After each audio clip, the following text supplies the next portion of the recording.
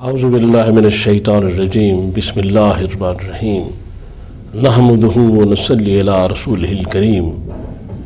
ناظرین کرام، السلام علیکم ورحمۃ اللہ وبرکاتہ۔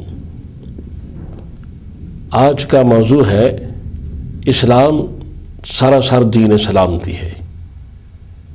اسلام اور سلامتی کا چولی دامن کا ساتھ ہے۔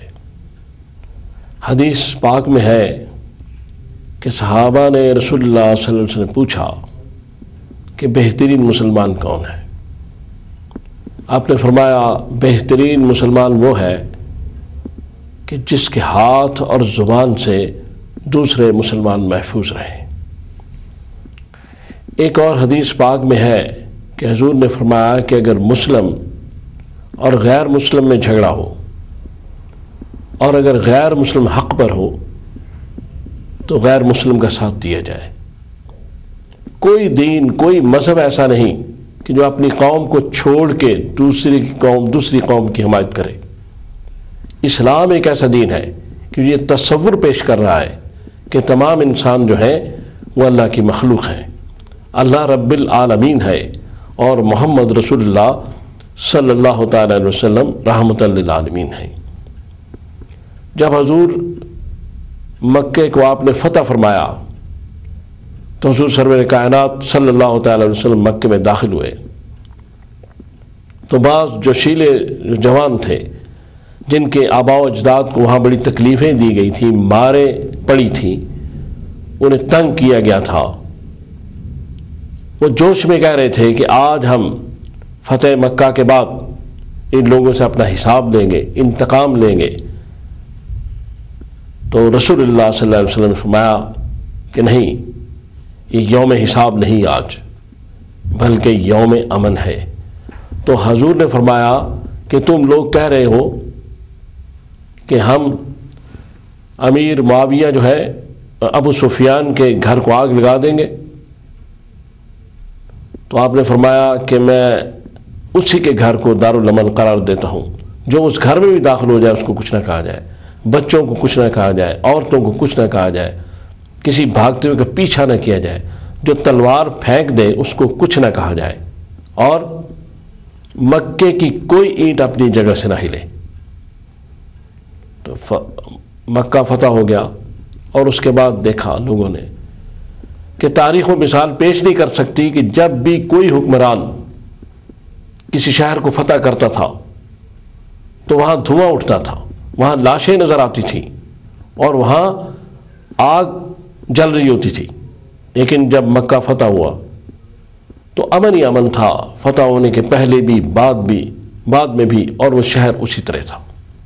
پھر حضور سرور کائنات صلی اللہ علیہ وسلم کعبے کا طواف فرما رہے ہیں، آپ کے ساتھ ایک صحابی ہیں عبداللہ ابن مسعود۔ وہ یہ فرماتے ہیں کہ میں نے دیکھا کہ حضور سرور کائنات صلی اللہ تعالی وسلم طواف کے دوران فرما رہے ہیں کہ کعبہ تو محترم ہے، تو قابل احترام ہے، تیری بڑی عزت ہے، لیکن تجھ سے بھی قابل احترام ایک اور چیز ہے، اور وہ مسلمان کا خون ہے، مسلمان کی آبرو ہے، مسلمان کا مال ہے۔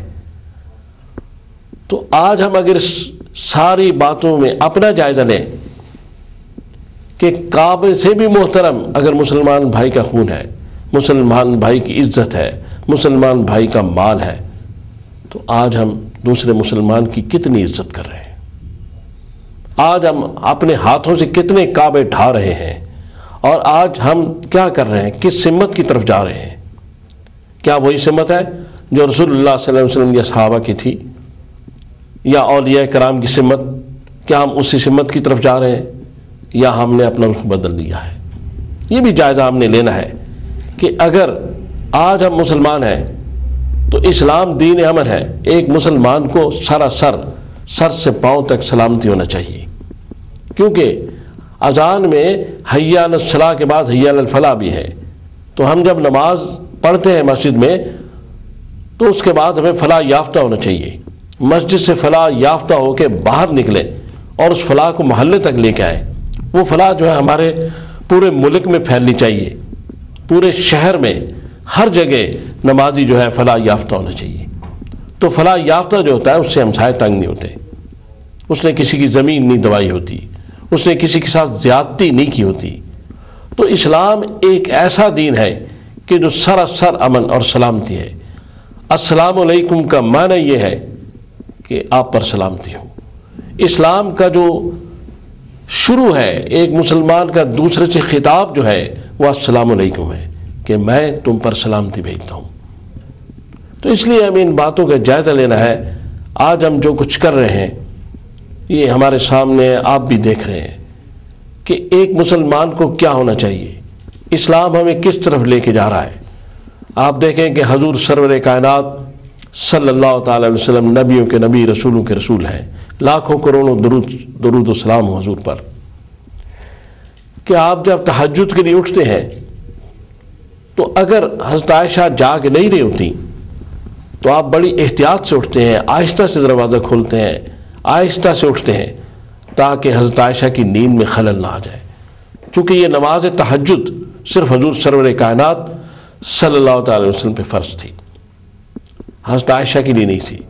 اس لیے آپ ہمیں یہ سبق دے رہے ہیں کہ کسی کی اگر نیند بھی خراب ہو رہی ہے تو وہ بھی نہیں ہونی چاہیے۔ حضرت عائشہ کی نیند بھی نہیں خراب کرنا چاہتے، اگر حضور ایک دفعہ حضرت عائشہ کو فرما دیتے کہ تم نے تہجد میرے ساتھ پڑھنی ہے، تو وہ عائشہ صدیقہ جو حضور پر نیند کے اپنی جان نچھاور کرنے کو تیار تھی وہ پیچھے رہتی، لیکن حضور نے کبھی نہیں کہا، اس لیے کہ یہ امن کا دین ہے، یہ سلامتی کا دین ہے، یہ لوگوں کو تنگ کرنے کا دین نہیں ہے۔ اور قرآن پڑھنا کتنی سعادت کی بات ہے، تلاوت قرآن کتنی برکت والی عظمت والی چیز ہے۔